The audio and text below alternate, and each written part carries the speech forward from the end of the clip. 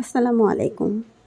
যাদের ৬ মাসের উপরে বাবু রয়েছে তারাই মূলত এই খিচুড়িটি বাচ্চাদের জন্য খুব ভালোভাবে তৈরি করতে পারবেন। আজকে ঠিক ৬ মাসের উপরে বাচ্চাদের জন্য খিচুড়ির রেসিপি আপনার জন্য। সর্বপ্রথম আপনারা চাইলে আপনার বাচ্চার জন্য হাফ বয়েল চালটা নিতে পারেন, যেটা খুব তাড়াতাড়ি গলে যাবে। এবং আপনারা চাইলে কিন্তু এখানে পোলাওর চাউলও নিতে পারেন। অনেক বাচ্চারা খায় না যে কোনো ধরনের চাউল, তাই পোলাওর চাউল দিয়ে সুপ রান করার ফলে তারা কিন্তু এটা খেয়ে নেবে। সাথে আমি মসুর ডাল ব্যবহার করেছি, যেটা বাচ্চাদের জন্য খুবই বেটার। এবং আমি সাথে কিন্তু পুঁই শাক যে রয়েছে সেটি ব্যবহার করেছি। আপনারা চাইলে কিন্তু আস্তে আস্তেও দিতে পারেন এবং আপনারা চাইলে আপনাদের মতো হাতে সুন্দর মতো পিস করেও দিতে পারেন। তো আপনারা যে পুঁই শাকটি ভালোভাবে প্রথমে ধুয়ে নেবেন, পরবর্তীতে তো আমরা ধুবই, কিন্তু তার আগে আমরা ধুয়ে নিয়েছি। আলু তো অবশ্যই খিচুড়িতে সবসময়ই ব্যবহার করবেন, কারণ আলু খুবই একটি গুরুত্বপূর্ণ জিনিস, যেটি আমাদের বাচ্চাদের জন্য খুবই ইম্পর্টেন্ট। তো আলুটাকে চেষ্টা করবেন একটু ছোট ছোট করে কেটে নেয়ার এবং পাতলা পাতলা করে। এটা যে যার মতো ইচ্ছে কেটে নিতে পারেন। তো আমি যে আপনাদের সুবিধার্থে কেটে একটু বুঝিয়ে দিলাম, যাতে এটা যে গলে যায়। কারণ বাচ্চাদের খিচুড়ির ক্ষেত্রে সবসময় আমাদের চেষ্টা করতে হয় খিচুড়ির প্রত্যেকটা উপাদান যেন একটু মাখো মাখো হয়। তা আমি সেটাই চেষ্টা করেছি।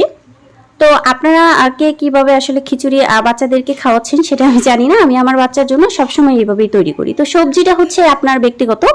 সবসময় একটা খিচুড়ির মধ্যে চেষ্টা করবেন মিষ্টি লাউটা দেয়া।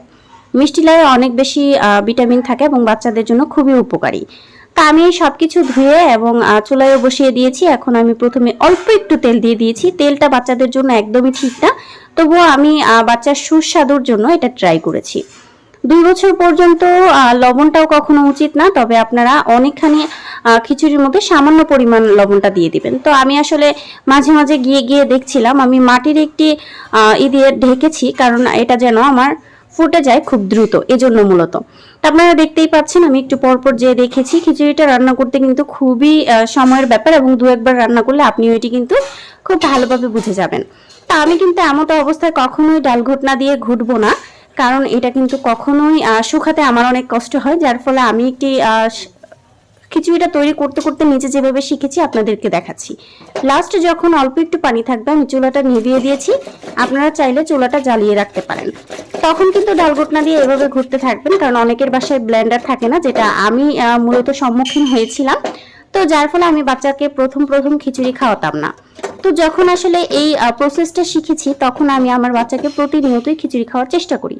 তবে বাচ্চারা কিন্তু প্রতিনিয়ত একটা খাবার কখনোই খাবে না, তাই আপনারা চেষ্টা করবেন একটু ভিন্নরূপী কিছু দেওয়ার।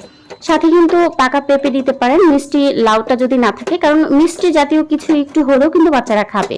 অল্প একটু পরিমাণ লবণ দেওয়ার অবশ্যই চেষ্টা করবেন। সর্বপ্রথম 6 মাসের পর থেকে আপনারা চেষ্টা করবেন লবণটা না দেওয়ার। যখন বাচ্চার 1 বছর হয়ে যাবে বা বাচ্চা খাচ্ছে না, তখন হালকা একটু দেবেন। তো আমার এই লাস্ট ফিনিশিং। আপনারা চাইলে আরো বেশি এটাকে গালিয়ে নিতে পারেন। যেহেতু আমার বাচ্চার অলরেডি 1 বছর হয়ে গেছে, তাই আমার বাচ্চাকে আমি হালকা একটু শক্ত রেখে খাওয়ানোর চেষ্টা করি। তো 2-1টা জিনিস অনেক সময় বাচ্চা নাও খেতে পারে, আমি সেটাকে একটু হাত দিয়ে